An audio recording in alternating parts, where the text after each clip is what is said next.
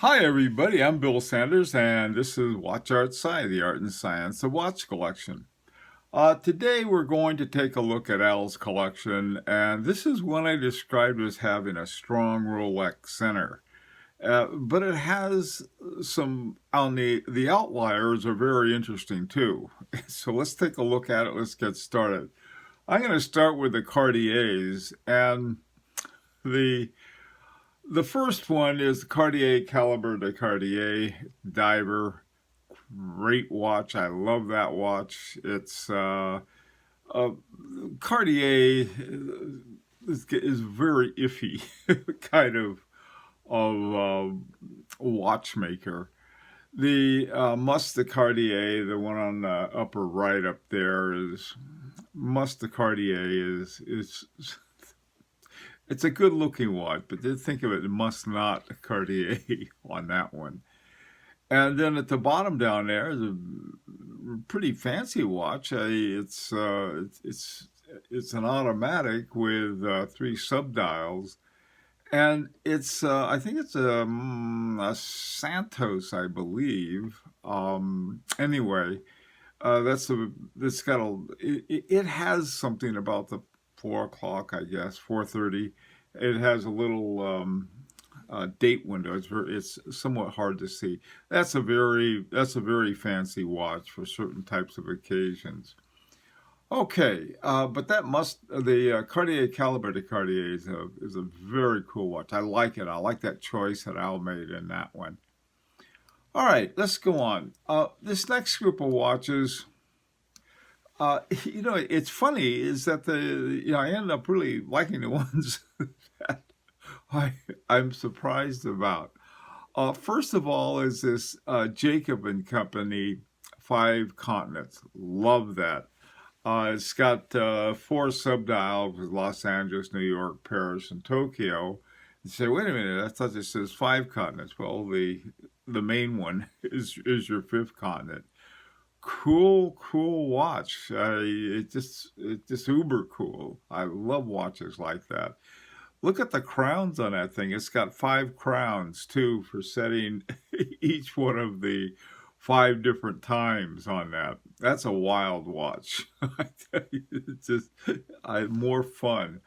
Okay, the bottom left is Tissot, and it's got all kinds of neat things in it. It's called a Sea Touch, and it's a quartz watch, but it's sort of an interesting looking quartz watch. One of the things they did with that it's probably most famous for, they made a video of it, and the video is really fantastic. The Seiko 5 in the lower right there is it's a classic. It when it first came out, it came out a long time ago. I forgot but it had all these innovations when it first came out, and I think if you're going to have a Seiko, having a Seiko 5, I think is very cool, and I like that one. I asked him if it was a turtle, and he said no, it was something else, and I'm not sure what it was. Anyway, but I like the Seiko 5 a lot. Now the next group, we get into what I call Tudorville. We have three Tudors, and then there's a quartz Tag Heuer. The North flag up in the upper left up there is, I just like a nice, clean, everyday kind of watch, good design to it. And it's, now, just to me, it's just a nice watch. All right. Now, the one that I really like, I hadn't seen before, it's a Heritage Advisor. And it's got it as a heritage watch, it brought back some of the old stuff that the early Tudor Advisor had. Now it runs on a ETA 2892, but that's okay because it has so many cool things. I labeled them here because I knew I'd forget them all. Now in the window, there's a little window at 9 o'clock. That's simply an on-off window, which was something I think they added this new to this particular one. And then there's a red hand. At first I thought, well, that looks like a GMT, but it's not. It's the alarm time. And we do have the two crowns on the one at 2 o'clock and one at 4 o'clock. and that's where you have the alarm setting and winding the alarm. If you turn it off, then it's not going to go off in the middle of the day. If you want to get up like at, I don't know, 4 o'clock in the morning, you don't want it to go off at 4 o'clock in the afternoon, or vice versa, especially vice versa. And now there's a little power reserve indicator up there right at 3 o'clock. And I thought, oh, that's a power reserve, but it's a power reserve for the alarm, not for the time. And then down at 6 o'clock, there's you have your date window. To me, it's just a neat watch. I really like it. The Tudor Pelagos at the bottom there, that's a Grand Prix winner, and again, that's a neat watch to have. In 2015, the Pelagos won the sports prize, and I'm not sure why, to tell you the truth. I always think of a sports watch having some kind of chronograph with it, but this one is, I guess, I'm not sure why, but I like it. It's one of these nice, it's a very clean watch. One glance and you can tell what time it is. Okay, moving on. Now we get into the Rolexes. I talked about this as having a strong Rolex Center, and it really, really does. Now this first group up in the upper left, you've got a two-tone blue dial on a Submariner. And then next to it, there's a Rolex Batman, and that one is the GMT, which is GMT Master, which is one of the ones I like a lot. And I like the Batman too. Another one I like, I happen to, this is really a bunch of ones I really like, especially the GMT, the Hulk. I like the Hulk, green one. And then the other one, of all of the Rolexes, I think this is my favorite. I have a lot of favorite Rolexes. I don't own one, so I can have as many favorites as I want. And this is the Sky Dweller, and I like that Sky Dweller. It just I like the way they put the 24-hour. It's a 24-hour clock is what it is. Okay, but I do like it, and this one I believe is white gold, so it's quite a nice watch. All right, let's go on. The next group of Rolexes is that you have the Air King Oyster Perpetual. Air King is another one I like. Air King to me, and especially the one with the green secondhand. I like green. I like this Air King in part because it's a good entry level Rolex. Now, there are a couple there with diamond indexes, and that's sort of interesting. I guess they've got that big Cyclop date window, which is another thing that I like. And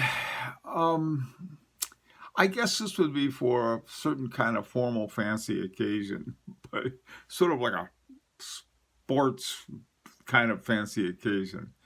And then at the bottom right, you got the Daytona.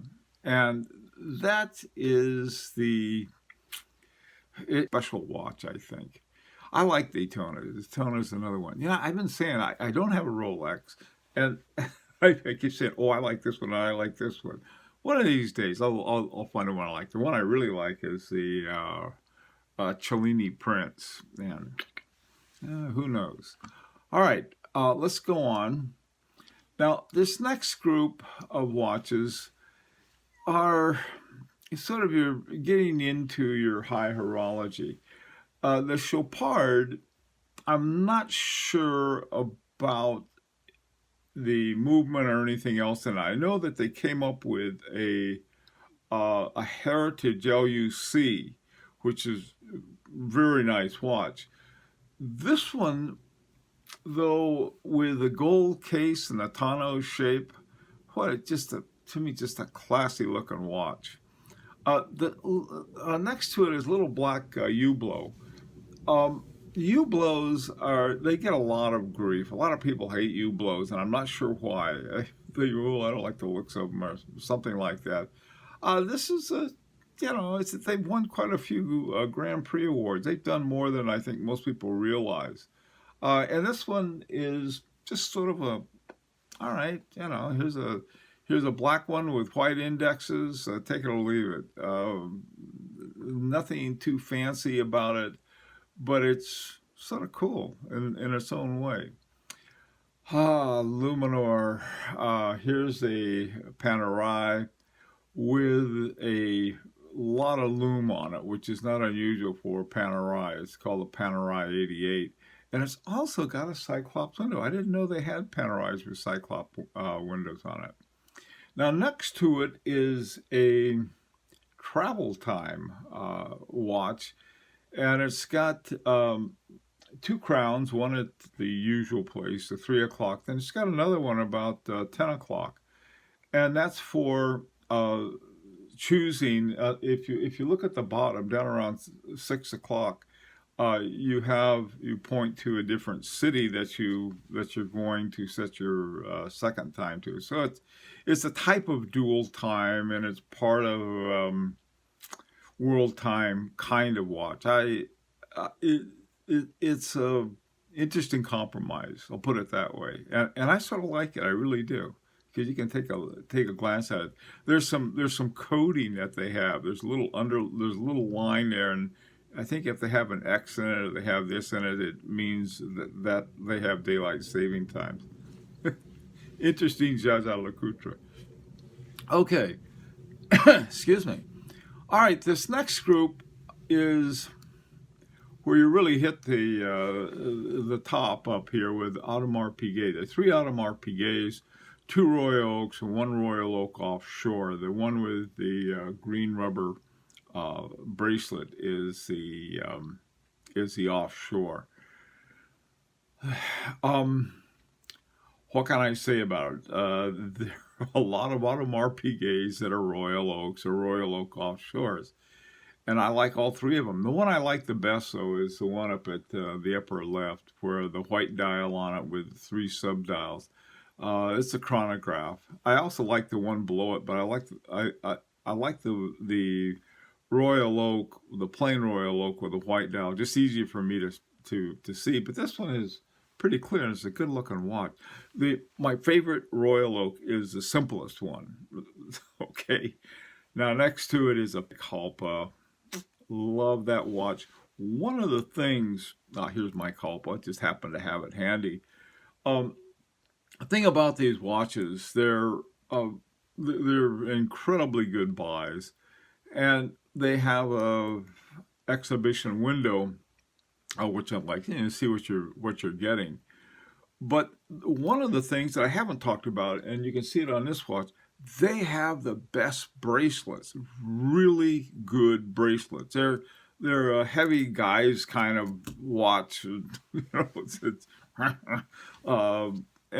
they're great deals. I tell you, I just love the Kalpas. I really do. And yeah, they're big and they're heavy and they're wonderful watches. Parmigiani, high horology company, along with Audemar Piguet. These are good-looking deals here. Okay, that's Al's collection. Now, here are 2 more that one just came in, and the other one is on its way. So I thought I'd mention them.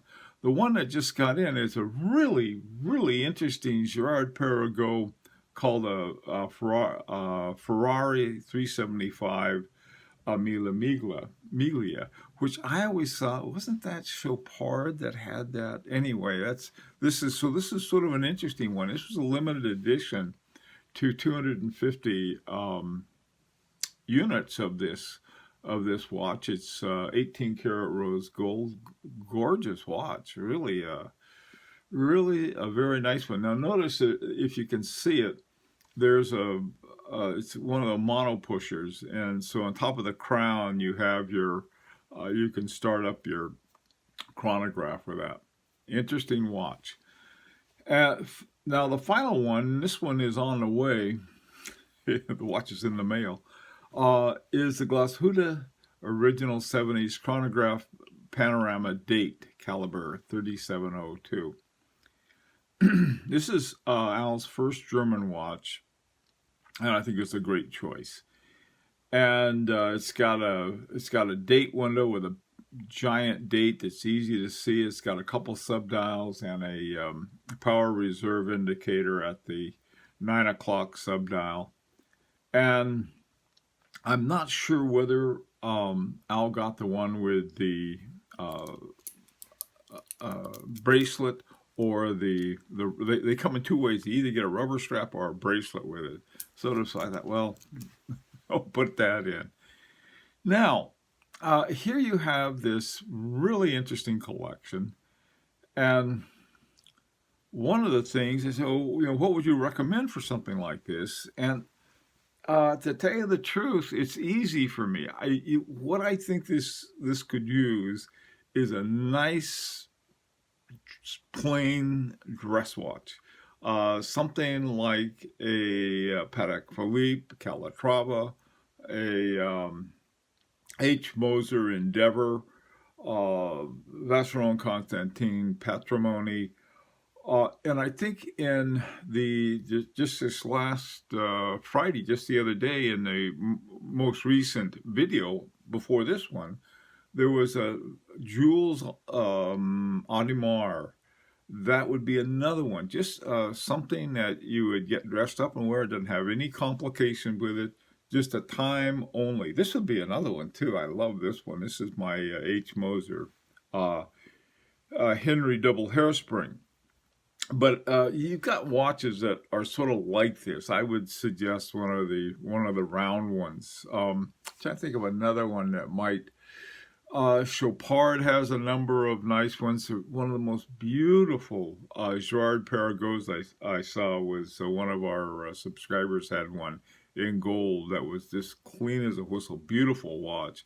Something like that. Just dress watch. Now, some of these, like that Ferrari, that's certainly that would pass easily as a dress watch. And I think maybe those diamond Rolexes, I don't know.